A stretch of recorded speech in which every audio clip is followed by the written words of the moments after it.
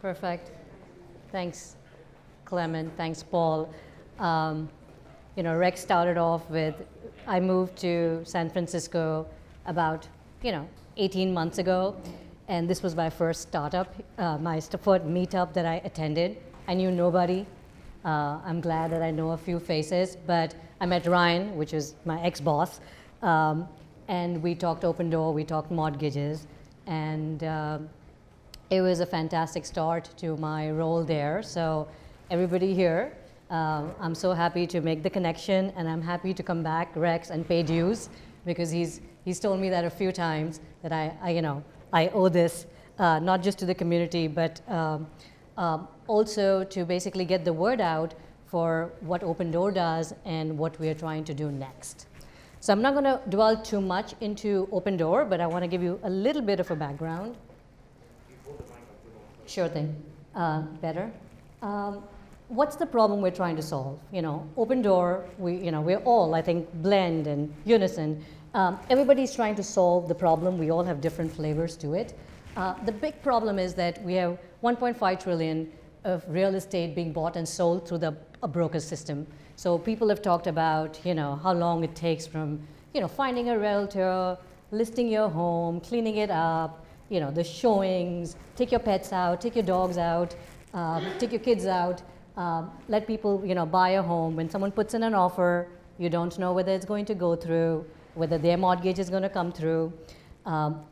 Next, as you turn around and buy a home, you're doing the exact same thing on the opposite side. You look for homes, find the home, don't know whether you can afford it, don't know whether your mortgage will come through. And literally, this could take, at least 3 to 4 months of your life. And everybody who moves, moves for a reason. It's a new job, you're getting married, you're having a baby, having a second baby, you are downsizing, your kids moved out, you're divorced. So you're trying to do this in addition to what else is happening in your life. And that's hard. It's really painful. But Opendoor is trying to change that.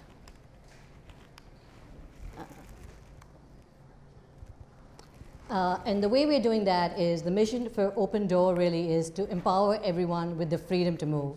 So we're really reinventing, your most important financial transaction and trying to radically simplify the way people buy and sell homes.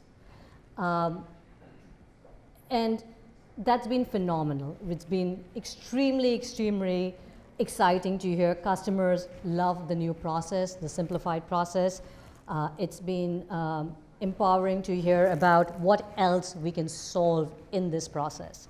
Which brings us to our next problem, which is mortgages. So why mortgages? It's fairly simple for us, right? If our mission is to empower people with the freedom to move, then getting a mortgage is probably one of the most painful parts of that process. So we can't really deliver our mission without really solving the mortgage problem. That's one. And customers tell us that. We've talked to customers. We in fact ran a pilot in 2017-18 where we had a very simple brokerage structure for offering mortgages to test this solution, to see if people really would be looking to us to provide that. Is there value in having a fully coordinated transaction on the real estate side, title side, and mortgage side? And the answer to that was a phenomenal yes. I mean, to some extent, we had to relook at our data and say, really? Okay. And so that got us to a point where we said, okay, we've got to figure out what's our right model in this business, which, we thought through like delivery model, thought through loan programs, thought through, is this all fully digital? Is this all, is it digital with a human touch? Are we partnering? Are we acquiring? And having gone through that process, we really felt that we, Opendoor, were equipped to take advantage of our structure and build a system that starts from scratch. Now, it sounds exciting, but it's super scary. It's super hard. And so I'm going to just walk you guys through how we are thinking about it and then take questions in the end. The one thing I want to touch upon is customers tell us that, but also, to Rex's point and what Glenn talked about as well, there's a ton of opportunity. There's an explosion of innovation in pockets that exists. And the timing couldn't work better for us, because when you start, like when we've looked at other lenders, we kind of feel like there's legacy issues. Oh, I have an LOS that doesn't talk to my point of sale. I have I have loan officers that don't know how to work in this system, and all of those challenges, which we don't have to deal with, right? There's also a world in which you can take all of this innovation and put something together and build on it that allows the customer to see a process that's seamless from start to finish. And that doesn't stop at where the application is. Like, it's not where you just uploaded your documents and then it goes into a black box. It's like taking them through the entire process of an e-close, an e-vault, an e-note, getting them to a point where you're actually shipping the loan automatically and the customer doesn't even realize what's happening behind the scenes. So what's that process that we're building? So it's very simple. We're building, on the buyer side or the buyer experience, an integrated offering that really works closely on the real estate side. When for a customer, it's not a home purchase and a mortgage or a title. It's they want to move into this house, right? And to be able for them to allow them to really go in and look at that entire transaction together, know what parts are moving, what they need to do, but having the certainty that we're going to meet that date, and that date is not 30 or 40 days. That date is much shorter. That's the kind of experience we're talking about. The second thing we're looking at is the transparency and the trust and confidence.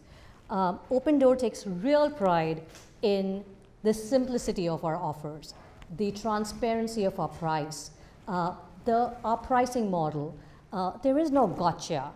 And doing that on the mortgage space seems hard. A lot of people kind of say, oh my God, like look at the fees, look at title, how are you going to simplify it? It's not easy, but it can be done. And I think that's what our goal would be, to really educate customers, provide them that transparency where they understand what the implication of this financial transaction is. They can trust what we tell them. They can bank on advice, not just from our tools, but our people, to be able to make that right decision. The third part is the digital, intuitive, backed by human touch. So we do a lot of research, and it's interesting, like, a lot of, in the mortgage space or the lending space, there's a lot of talk of, millennials, just want a digital process. And, if you have customers that are older, they're probably they don't feel secure about providing their data. And I think that's gross generalization. That's not true at all. We just did a study with a younger group of consumers, and in fact they said, you know what, I don't understand this process. I'm doing this for the first time. I want a human being to be able to explain to me how pricing works. And then we had people who were, retirees, and they were like, I've done this 3 times. I don't want to talk to anybody. I just want to be able to do this at night, while I'm having cookies with my family. And so we're taking that data, but you want them to have the opportunity to talk to a person, but when they talk to a person, they're talking to an expert. They're not talking to any person. That this person really knows exactly where the person is stuck, what are they looking for, and what is the information that would help them get to that next step. And then the last piece is, scaling and operating with efficiency. So having been in the lending space for a few years, it boggles my mind. It's the cost in the real estate industry, the cost of originating a loan is close to $9,000 now. Over the last, I want to say, like 5 years, that cost has just been increasing And the criticism of the mortgage industry has also been rising, where people say it's broken, but still those costs keep going up. And that is something that we really are looking to be really smart about that and say, how do we create something that doesn't cost $9,000? Where is that money being spent? A lot of it is loan officer compensation.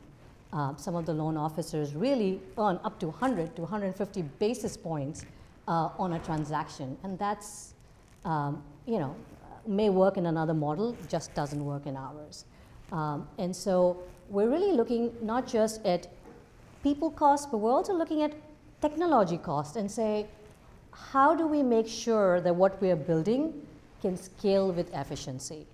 Because that's where the differentiation is going to be. Pricing is definitely, a lot of people in the industry believe that customers don't care about pricing. They may choose a product with one lender that may not have the best price. And I think it's slightly different. Customers do the research to find out who are the top 2 or 3 people who will give them the right price. Now, between those two, they may choose a lender that may not have the best price, but may have a better experience. But that doesn't mean that they're not price conscious.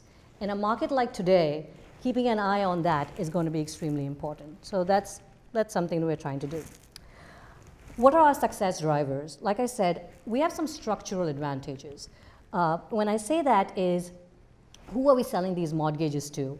On one side, we have sellers, people who come to us. They come to us largely without a real estate agent. They ask for offers, they like our price, and they sell us their home. Research shows that 60% of those customers eventually become buyers. There is a time lag, but they definitely go buy a house.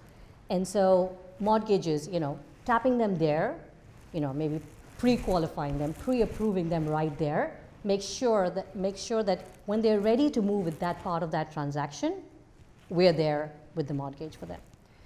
The second, obvious category is our buyers. Now, our buyers could start as early as like, hey, there's an Opendoor home here. We don't need a real estate agent. Let me just get into this house. And so they may start the journey very early, or they may actually get into a house and say, I want a purchase agreement on this house. We need to be able to have an offering that meets the need of that spectrum. So that's, customers looking at Opendoor homes. There's a third category, which is we just recently bought a company called Open Listings, which allows customers to not just buy Opendoor homes or Opendoor owned homes. They allow customers to buy any home on the MLS. And so that's a third category that we look at. And there's the fourth category of, like today, Opendoor is the flywheel, as they call it in San Francisco, for Opendoor Mortgage. But tomorrow, Opendoor Mortgage could be the flywheel for Opendoor. So someone could come to Opendoor Mortgage first and say, hey, I'm looking to buy a house. Can I see one of your properties? So that's how we're really thinking about it. So that's when I say like we have some structural advantages. There is that advantage also helps us bring down the low cost of acquisition. Like I said, marketing spend, loan officer spend, these are things that in our world we're hoping and we're working towards bringing those down. And then the piece that we've been very focused on is developing tooling or developing product that we really do best, that best meets our customers' needs and is not available in the market today. What that means is that we have a really high bar when we think about what we should build, because once we decide like, hey, these are things that were great for the customers, the first thing we do is say, okay, what all is available in the market?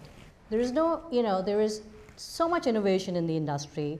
There's so much we can learn from companies like Blend, Unison, and we partner where we need to. And that allows us to build a product offering that is best of class. And we have multiple partners that help us get there. So what we plan to do is use these advantages to really focus on 3 things for now. One is we're going to bring down our average sales cost per loan. It's not going to be 150 basis points. We're going to look at average fulfillment productivity, so loans per full-time employee. We've heard this, like, hey, loan officers close 2 loans, 3 loans. We want to have the tools not just for our customers, but the tools for our operators to be able to not just double or triple that, but really perform, really look at the loan and say, you know what, these are really simple. These are going, this is on the, just going along for the ride. These are the 3 that I need to focus on. So really help with that productivity. And the last is, average cycle time. Today, there are tools which allow you to, have customers upload their information. Let's say a customer uploads everything in one day in the Blend portal. What happens next? Oh, a processor needs to verify all of this stuff. There is day 1 certainty. You can do that in a day. Okay, what happens next? Oh, we need to order appraisal and title. Understood. Appraisal takes 7 days. Title could take, 7 days. What happens after that? We need to set up escrow. When we look at this entire cycle, it's hard to see where we get to 30 to 40 days. There's obviously, the inefficiencies of transitioning from one role to another, not anticipating issues, asking for 20 things up front, and then the loan reaches an underwriter and he says, oh, I need 4 more. By the way, you were closing tomorrow, not happening. And so it's basically looking at that and anticipating what some of those things are so that we can bring down that average cycle time as we start. It's not going to be, where we want it to be, but at least start chipping towards it. So what has been hard? Lots of people say mortgages is hard. Surely, mortgages are hard. But I think what's been really, really hard, the first thing is building that right core team. From the time Ryan started and he got me on board, it's been really hard to find that core team that understands the industry, but is able to think through and improve and innovate. I hear a lot of people, like especially in the Valley, will say, oh, you don't want people who understand the business, because then they're so bought into the old way of doing things, they can't innovate. And we've taken a slightly different approach. We think there's lots of pockets of innovation that comes with the experience. It's important for all of us to really get our hands dirty and understand why the system is broken or how it's broken, but wear the hat of being innovators. So I kind of look at our team and say, hey, you guys are not stagers, you're builders and architects, because you understand the building code, but you're able to take that and help us innovate. So I was in a work session just last week in Dallas with the operating team, where these people each one has about 15 years, 20 years of experience in underwriting and processing, and we had to slow them down. We're like, guys, we can't do all of it. I love all these innovative ideas. We had sheets and sheets and sheets of paper everywhere, and all fantastic ideas. But again, having that team together has been hard, but I think we've gotten it. We have a razor-sharp focus on keeping things simple, not just from a customer perspective, but also our offering. We've had many debates on, oh, we should do FHA, we should do every kind of loan program, should we do, should we look at every offering that our customer could potentially need, or should we say, with these 5 offerings, we meet the needs of 90% of our customers, and that's what we've chosen to do. We've chosen to build something that works for 90% of our customers. We'll take care of the 10% at some point. The other piece is building the strong foundation. So there's a lot of pressure, when you're in the startup world, to get things done real fast, and that's important. And I understand that, but it's like that Salesforce story, right? I mean, you've got to have the foundation to be able to accelerate. And so we're taking the time to keep it simple, build a strong foundation, and the acceleration will come, eventually. I think it's easier for us a little bit because, we're banking on Opendoor, And so we have a little bit more leeway in time in getting this done. So we're taking advantage of that. And the last thing is being very clear about, what we are building and what we are partnering. So, we're definitely partnering with Blend. That's one of the providers. But when we talk about providers, we have a pricing engine that we're looking at. We have an LOS. We have a compliance system. We have tools for our operators that we've partnered with. But we're building dashboards for our customers that allow us to bring in real estate information, title information, mortgage experience that only we, Opendoor Mortgage, can do. So we've been really smart about that, and I hope we continue to stay that way. So what are we really excited about? Eventually, the goal for Opendoor is to move to a one-stop move. We really think about it as, like homeowners, right? Will continue to experience that transparent, frictionless, certain home sale at a fair market value. And that's important for us. The other thing that's important for us is to build that trust. Customers will trust Opendoor as the source of truth for their real estate pricing. That's extremely important. I mean, I really think that our product is our price. We get the price right, customers are definitely coming to us. Our home buyers will have an experience that will allow them to not just visit a home, but they can make an offer, they can close everything with the simplicity that we today offer our sellers.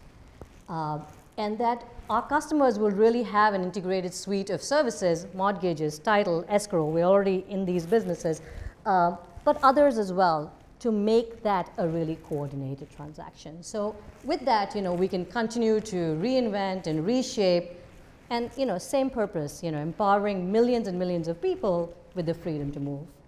So I'm going to take questions here.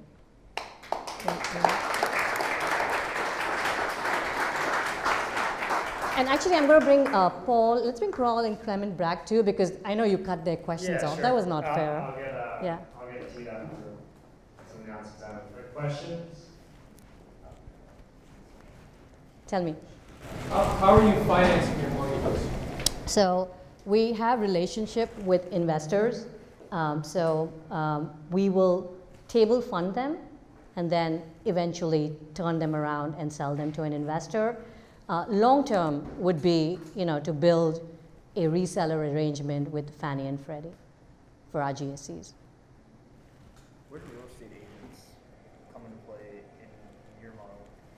So absolutely, we've partnered with a lot of real estate agents. We have real estate agents who actually bring us a ton of our customers. So we continue to work with them. We continue to honor their commissions. There are some that have signed up to be partner agents and they work with us at a lower commission. But there are markets like on the buy side where they bring in their customers and we pay them a full commission. So we really look at this as a partnership with them. I mean, at some point we've got to best serve our customers. And if we best serve our customers when they come in with a real estate agent, that's great. If we best serve our customers where they work with us directly, we're here to support them. So it really depends. There's on the sell side, I would say a lot of customers prefer to work with us directly, but on the buy side, there is still, the way the market works is that in the past, the whole real estate space has been very realtor-centric.